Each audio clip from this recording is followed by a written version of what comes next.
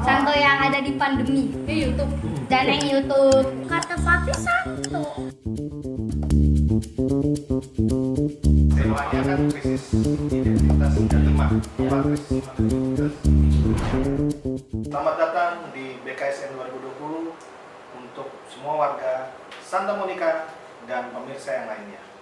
Kali ini kita akan menghadirkan satu narasumber. Dia adalah Pak Eko. Masuk Pak Eko! Kira-kira selamat siang. Oke, selamat siang. Terima kasih sudah bisa ketemu dengan warga Faustina. Kok Faustina? Monica.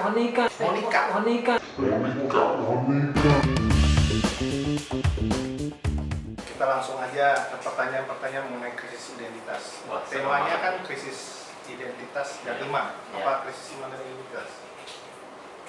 Dua-duanya menarik. Dua-duanya krisis. Ya. Bicara tentang krisis, di Indonesia bicara sejarah. Ya. Ya, ada di kitab suci, ada di sejarah gereja Katolik, ada di gereja Perdana. Mungkin abang bisa cerita tentang krisis iman dan identitas. Kita mulai dari zaman Musa. Ya. Wah, ini menarik ya, karena kita punya kekayaan gereja Katolik itu tadi disebutkan kitab suci, kemudian sejarah gereja, soal tradisi, kemudian juga konteks kita sekarang sebagai umat iman beriman dengan refleksi juga Santo Santa. Banyak orang Santo Santa yang membuat kita juga terinspirasi. Nah, soal Musa itu nabi besar. Tetapi sebelum dia dipanggil, dia seorang yang tidak percaya diri. Pemimpin umat Israel, perjalanan panjang, banyak kendala. Musa sendiri pun galau, karena kadang merasa ditinggal. Apalagi umatnya merasa kepanasan di saat siang hari. Turunlah awan untuk mendung. Merasa dingin, turunlah pilar api untuk menghangatkan. Tetapi itu tidak cukup. Kegalauan selalu muncul dalam perjalanan panjang. Sakit, dikejar-kejar musuh. Di depan ada kendala kelaparan, ada laut merah yang menghadang. Pokoknya di sana bisa kita kelihatan bahwa bisa menjadi inspirasi kita.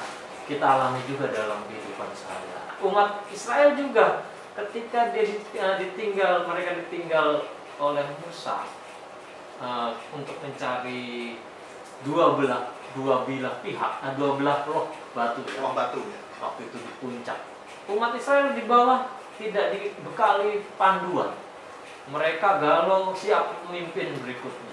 Kemudian mereka juga merasa siapa yang jadi pegangan. Itu yang terjadi. Dan seperti kita juga kalau ditinggal yang kita jadi panutan, misalnya kita meninggalkan Tuhan, kita megang apa? Kadang sering kita terjadi adalah gawai. Bagaimana kita sekarang di tahun 2020 abad digital, kita pegangan yang namanya HP. Pagi kita lihat HP, bukan pasangan kita. Lebih penting HP daripada pasangan. Betul. Beritanya. Sama Eko juga gitu. Sama. Kita hampir sama. Kalau disurvei mungkin gawai mengalahkan pasangan kita, bisa jadi sangat menyakitkan. Gawai ada maka aku ada. Itu kalau nggak ada gawai, aku tidak ada. Nggak eksis. Tidak eksis seperti itu. Kalau kita tidak ada pasangan mungkin masih bisa ya. Tapi kalau tidak ada gawai, seperti menjadi milik kita. Seperti itu. Jadi antara Musa dengan tahun 2020 sangat dekat. Manusianya sama. Nah, refleksinya adalah apakah Musa tidak melihat kehadiran Allah ketika dia meninggalkan umat Israel naik ke Gunung Nebo? Iya, memang Musa tujuannya naik Gunung Nebo mau menjumpai Allah, tetapi memang ada tertulis di kitab suci. Allah itu tidak selalu dijumpai pada badai yang besar, tapi pada angin-angin sepoi-sepoi, di mana terkadang justru Allah sudah ada di hadir kita, cuma kita tidak mendengarkan saja. Atau kita tidak merasa Allah. Itu juga dialami oleh Musa. Itu juga dialami oleh umat Israel. Padahal Allah mendampingi mereka. Sudah membuktikan banyak umat Israel tetap galau.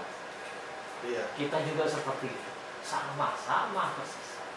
Artinya antara konteks Musa dengan kita yang sekarang itu ada kemiripan antara bahwa kita sering merasa ditinggalkan Tuhan. Iya.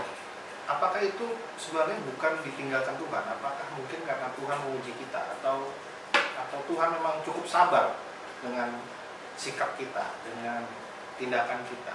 Iya. Itu gimana? Poin pertama adalah Tuhan pasti setia.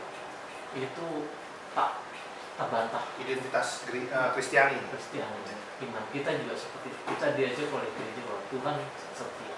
Dia menopang, dia mendampingi. Masalahnya adalah apakah kita dekat dengan Dia, dekat dengan Rohnya, nafas kita. Tiap pagi kita diberi nafas, itu Tuhan. Bahwa kita punya hati kebaikan, itu Tuhan. Nah, kadang-kala kita juga seperti Musa, seperti umat Israel juga, bahwa maunya kelihatan. Tuhan hadir dalam roti mana, Maunya instan.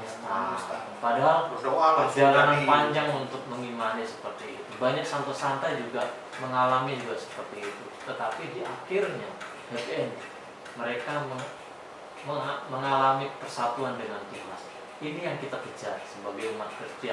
Pada saat itu krisis iman dan identitasnya oleh para rasul itu terjadi, betul nggak? Iya, betul. Nah, itu bagaimana mereka mencoba memecahkan permasalahan itu? Iya. Krisis jelas karena waktu itu selama 3 tahun Yesus bersama muridnya. Muridnya itu mengalami pengajaran, mengalami makan bersama, terus dikenal oleh para masyarakat itu murid Yesus, saya murid Yesus seperti itu. Nah, pada saat itu agamanya apa? Agamanya masih Yahudi. Agama Yahudi. Iya, mereka sampai Yesus bangkit Yahudi. Ketika baru nanti cerita yang berbeda di episode yang berbeda, kalau ketua lingkungan kita mengizinkan bikin podcast lagi, kita cerita tentang agama para rasul, para murid Yesus dan berikutnya. Itu topik berat, ya, berat banget itu, harus belajar lagi, harus manggil pastor. Mungkin kita harus mengundang yang lain. Iya, nah ini yang soal ini masih bisa kita jawab lah ya. Okay. Tapi pengalaman pribadi loh, jangan sampai. Pengalaman pribadi waktu di Nias. Enggak niat di Jakarta lah. Dan di Depok. Nah, ini menarik bahwa ketika itu identitas sebagai murid Yesusnya hilang. Yesusnya mati di tempat yang terhina. Itu yang pertama. Saya terhina dong, logisnya gitu. Yang kedua, saya sebagai murid Yesus kehilangan orang yang selama ini menjadi panutan. Panutannya sirna karena menjadi orang yang jahat. Nah, di hari yang ketiga, identitas itu muncul bahwa guru saya bangkit. Itu luar biasa, peristiwa yang sangat luar biasa, mujizat. Lalu perjalanan sebelum Pentakosta berkumpul bersama, identitasnya dikuatkan seperti kita kumpul. Tapi kan walaupun kita bicara itu kan bicara ideal. Iya. Artinya gini, bahwa di situ ada pertikaian. Iya. Karena perbedaan prinsip. Pasti. Perbedaan prinsip, perbedaan menanggapi situasi. Iya. Itu bagaimana memecahkan masalah itu? Iya. Mereka memecahnya dengan seperti tertulis di kitab suci, bisa dibilang di kitab sucinya itu. Kita lihat ya. Di kisah para rasul pertama mereka berkumpul. Mereka bersama dengan kisah para rasul. Ada di sini warna merah. Ya? Oke. Oh iya, ada sidang jemaat pertama. Ada sidang jemaat pertama itu setelah Pentakosta kemudian. Nah, mereka mengumpulkan dana bersama. Kas lingkungan, kas wilayah. Nah, dikumpulkan bersama seperti itu. Dan mereka dalam satu rumah. Karena waktu itu kan orang masih membenci dan juga menyirikin lah ya, murid-murid Yesus karena Yesus yang mati di kayu salib dan lambang penghinaan. Nah, di situ. Nah, ini refleksinya ke sekarang ya. Itu bicara tentang para pengurus gereja kayak Pak Coki, Pak Gun, gitu kan? Iya. Pak Kris, gitu ya. Pak Jono pernah ya. Pak Jono calon ketua wilayah Monika. Pak Jono sutradara. Oke. Jadi mereka terlalu fokus dengan pelayanannya. Sama nyindir. Enggak nyindir ini. Aku mencoba merefleksikan ya, misalnya. Kan bagus tuh para rasul mengembalakan jemaat, mengembangkan, membuat jati diri. Nah, di sini konteksnya dengan pengurus itu gimana? Nah, pernah mengingat bahwa dalam kisah para rasul, kemudian berikutnya surat-surat Paulus, silakan. Itu Paulus juga bertengkar dengan Petrus dan soal gereja, bukan soal pribadi. Mereka bersahabat, tetapi soal manajemen gereja atau pemahaman gereja lebih tepatnya mereka bertengkar. Itu hal yang wajar.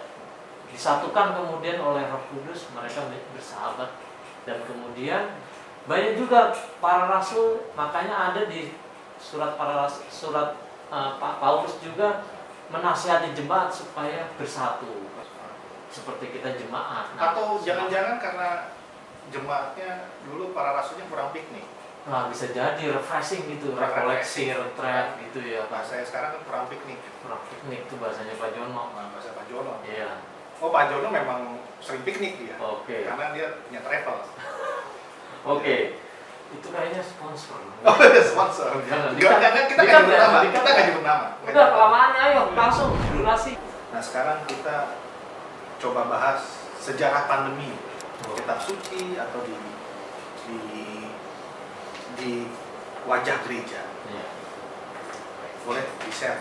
Oh, ini pertanyaannya berat karena soal historis ya. Stories. Yang paling tidak yang saya alami dalam refleksi pribadi, kemudian juga teman-teman bercerita begitu ya. Gereja terlibat langsung. Gereja bukan menara gading sendirian, tetapi dalam perjalanan sejarah gereja itu muncul, hadir, terlibat. Contoh, ketika di abad pertengahan, kemudian abad mengalir 15 kali. Iya, itu terjadi beberapa pandemi. Bagaimana dunia tergerus oleh pandemi itu, gereja hadir dengan doa, melibatkan, membangkitkan iman orang untuk supaya teguh, berani menghadapi. Tapi ada juga secara sakramental dan secara adorasi itu tradisi gereja muncul. Ada salib ajaib dikelilingkan, kemudian penguatan sakramen Maha Kudus hadir di sana. Itu gimana tuh bentuknya? Nah, misalnya contoh salib misalnya. Iya, banyak uskup, banyak pastor langsung keliling ke daerah-daerah, ke pelosok-pelosok penjuru kota yang kena pandemi, menguatkan umat dengan menunjukkan sakramen Maha Kudus. Sekarang juga ada, kalau dilihat di beberapa YouTube itu banyak juga menjadi contoh bahwa gereja tidak meninggalkan umatnya. Seberapa yakin umat saat itu dengan hanya tanda kutip salib dibawa pandemi selesai? Ini bukan soal keyakinan, tetapi soal bagaimana tawaran Yesus hadir, tawaran gereja menghadirkan Yesus. Kemudian umat dipanggil, masalah, karena ada benih iman itu dimunculkan oleh kehadiran gereja. Jadi gereja membantu memunculkan. Itu yang kita sampai sekarang juga sadar bahwa di gereja kita, paroki kita dihadirkan tuh panggilan-panggilan secara lembut, secara periodik, bagaimana berarti umat tetap terlibat. Bukan unsur mistis di sini. Iya. Pedang Michelangelo bukan mistis, tapi tradisi bagaimana umat mengimani bahwa kehadiran Allah hadir dalam benda-benda suci. Begitu. Sakralegi, benda-benda suci itu yang menjadi kehadiran gereja. Itu ya. Mungkin dalam hal ini bapak-bapak, ibu-ibu juga merasakan bahwa kehadiran gereja itu tetap menjaga iman kita. Oke. Jadi kalau kita tarik sekarang kan kita mengalami yang namanya pandemi COVID. Ya. Apakah masih kontekstual dengan apa yang dilakukan dari kita melihat sejarah kita lakukan sekarang? Ini namanya sejarah keselamatan, selalu bergulir. Sejarah demi sejarah hadirnya Tuhan itu selalu kontekstual, selalu kerasa sesuatu banget buat kita. Nah, contoh nih, umat kita saya diajak untuk bergabung dalam solidaritas. Itu kontekstual. Bagaimana Yesus dihadirkan dalam semangat-semangat solidaritas lintas agama ataupun dalam kelompok-kelompok lingkungan wilayah yang seiman. Itulah yang menjadi kebanggaan saya, kebanggaan Amang dan kebanggaan Ibu Bapak yang hadir di sini, dan juga saya kira yakinlah gereja tetap hadir ya. dan gereja dihidupi oleh umat juga, tidak hanya para kaum biarawan tetapi umat awam juga. Kalau pasti kenal William Hegel. Kelemahan manusia adalah ajaran, kalau kata William Hegel sini, ajaran terbesar dari sejarah adalah manusia tidak mau tunduk kepada ajaran sejarah. Artinya, apakah ini worth it gitu? Apakah ini layak? Karena kelemahan manusia itu sendiri bahwa punya sejarah tapi nggak kepake, merasa manusia itu hebat, akhirnya menciptakan jalan keluar sendiri. Dalam hal ini Hegel berkata realitas. Tetapi dalam hal ini juga kita mencoba untuk secara isi harapan kita mencoba mengenal sejarah, kita mengakui sejarah, belajar pada sejarah. Penolakan biasa, tapi yang penting kita selalu mengisi harapan itu. Itu konteks Kristianisme yang saya imani, yang juga banyak rekan imani. Dalam cerita ini ada slide video yang mau kita tampilkan. Bahwa ini bercerita tentang kegalauan ibu-ibu sayur rapet. Kita punya julukan ibu-ibu itu namanya ibu-ibu sayur rapet. Ini gara-gara Bu Anton ngajak beli tanaman jauh-jauh. Beli tanaman online kan bisa toh. Kalau kayak gini kan aku jadi kepanasan. Bu Condro, saya disalahin. Kan saya cuma usul. Kalau ibu nggak suka ikut, ya nggak usah. Nggak apa-apa kali ya kan Bu?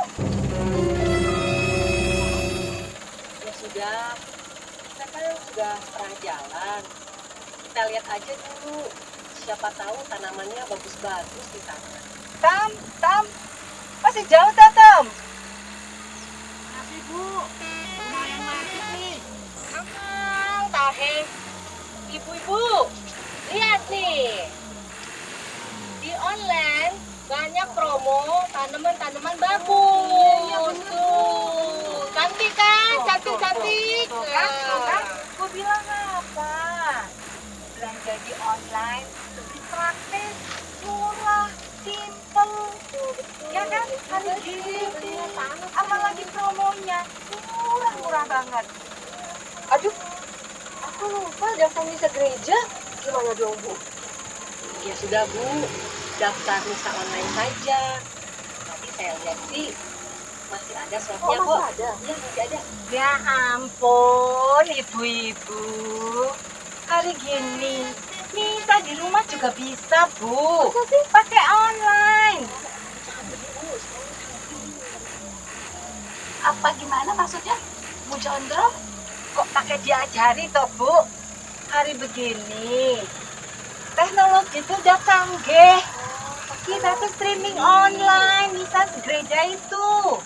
Apa itu? Apa streaming YouTube? Oh, YouTube. Ya sudah. Kalau yang mau misa online silahkan. Yang mau datang langsung ke gereja juga silahkan. Ih, kalau saya mah mendingan ke gereja, lebih enak langsung ketemu komini lagi.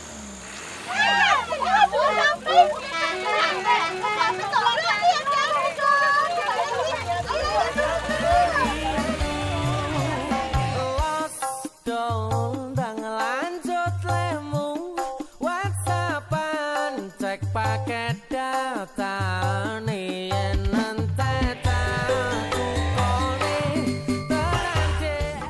dalam pengalaman iman itu tetap setiap orang punya perspektif iman yang berbeda, kedalaman dan juga keluasannya.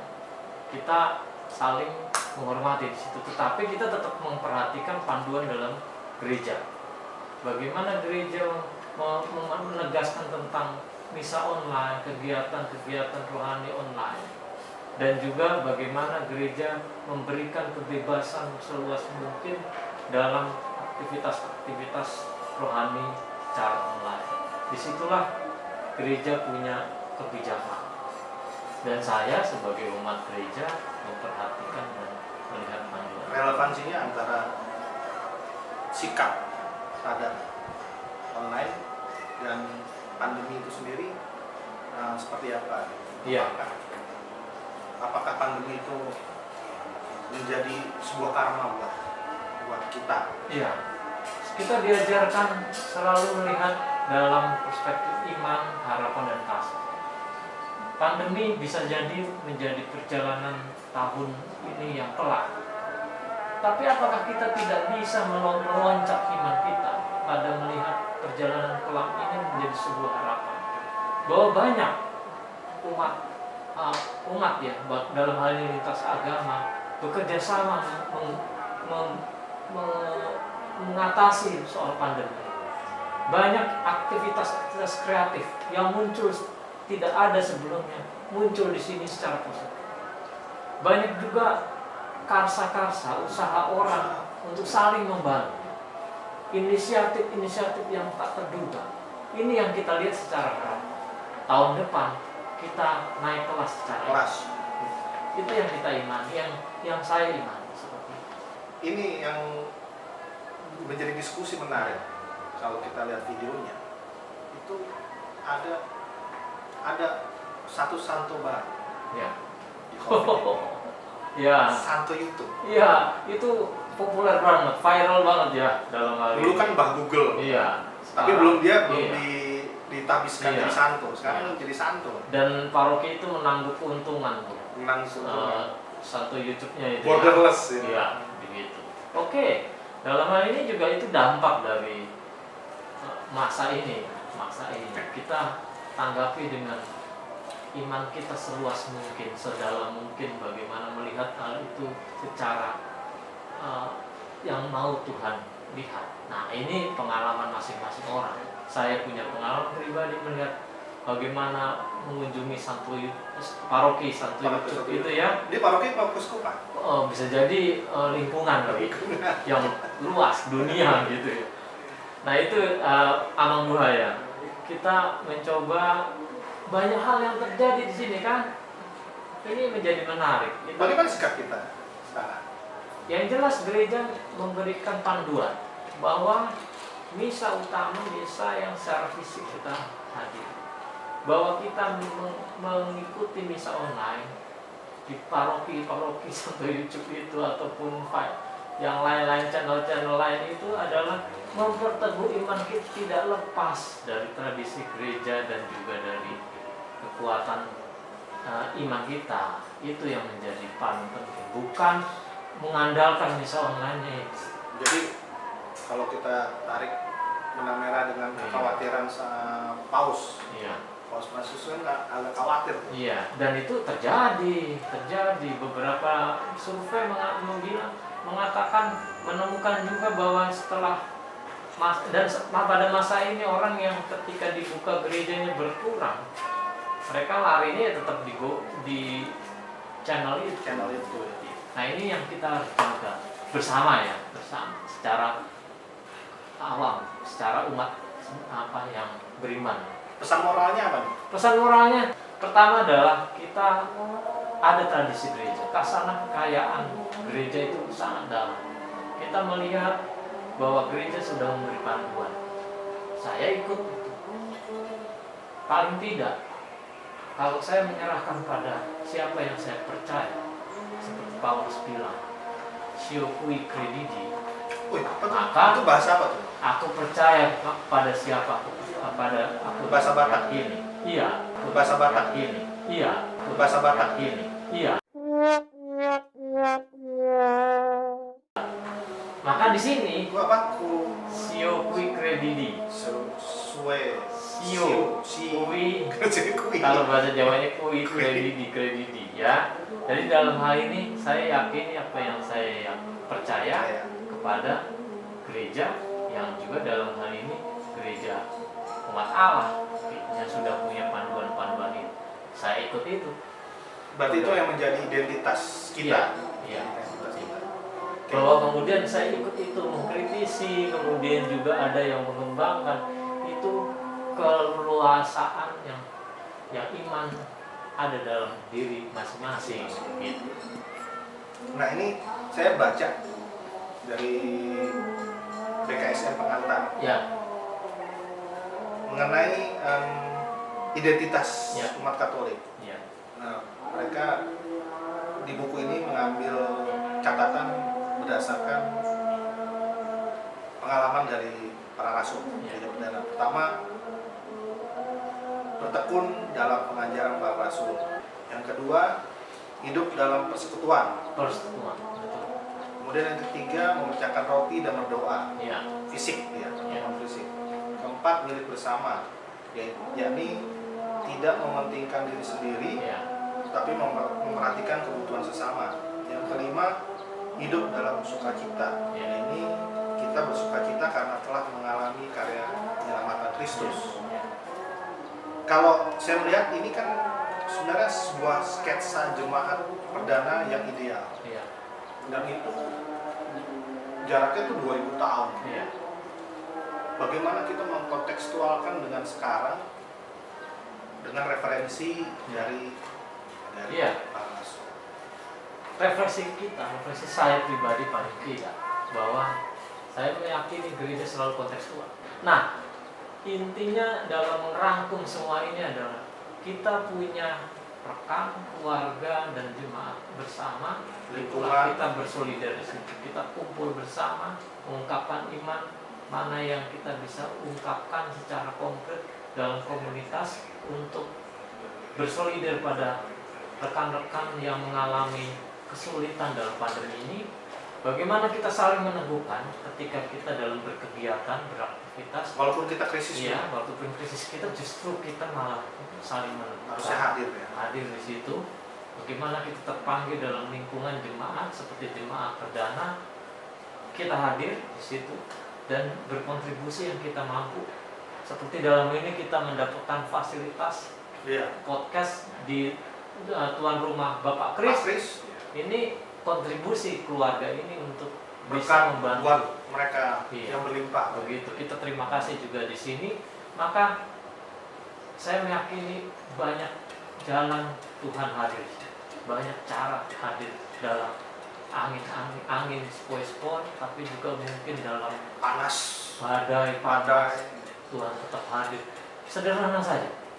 Pandemi ini membuat kita naik kelas atau tidak dalam iman. Gitu. Naik kelas atau Iya. tidak. Dan BKSN ini mengajak kita untuk tidak hanya memeluk kitab suci lebih akrab, tapi juga mendalami refleksi di sana. memeluk kitab Begitu. suci lebih akrab. Iya. Berarti kita tutup dengan buka. Iya. Kita buka Iya, silakan. karena Alam. BKSN namanya. Iya. Jangan sampai BKSN Silakan. tapi nggak buka kitab suci. Iya, Kita bicara lanjut. filsafat dulu. Jangan salah tuh apa? Salah buka ya, salah babnya buka. ya. Gitu. Oke, akhirnya silakan. Yakobus 2 ayat 22. Oke. Ini masalah kacamata lagi, saya tidak bisa melihat. Bentar. Mana ayat 22? Kamu lihat bahwa iman bekerja sama dengan perbuatan-perbuatan, dan oleh perbuatan-perbuatan itu iman menjadi satu. Ya, Kasih kalau tahu. boleh saya mau menegaskan Silakan. bagaimana kita dalam kelemahan keterbatasan masing-masing, pribadi saya, pribadi banyak orang, kita justru saling melengkapi dalam perjalanan bersama ini. Perjalanan ziarah menuju tanah terjanji dalam konteks zaman sekarang. Itu yang membuat kita selalu merasa bahwa Tuhan tidak meninggalkan kita. Tuhan hadir. Ya, Tuhan hadir. Terima kasih banyak Amang Tuhan dan Ketua Lingkungan kita Pak Coki, rekan-rekan. Wah. Tuhan pasti yang terbaik, walau kadang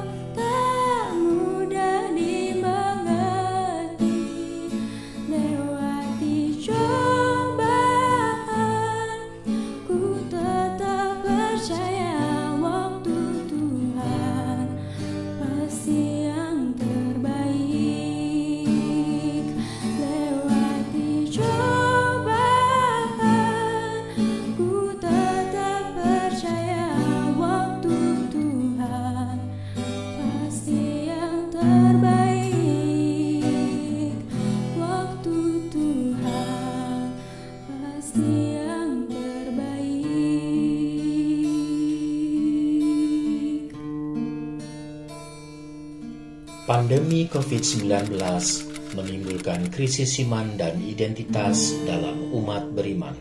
Bentuk krisis iman dan identitas dalam masyarakat ditandai dengan kita menjadi takut dan khawatir untuk menerima tamu atau enggan mengunjungi saudara seiman yang sakit atau kedukaan, dan bahkan ada juga dari antara kita menganggap tenaga medis sebagai sumber penularan virus.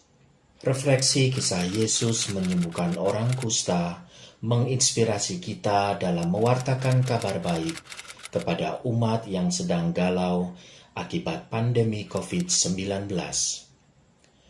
Lalu apa upaya kita? Cukup dengan memberikan doa, perhatian, semangat, atau pertolongan yang diperlukan kepada sesama yang mengalami krisis iman dan identitas.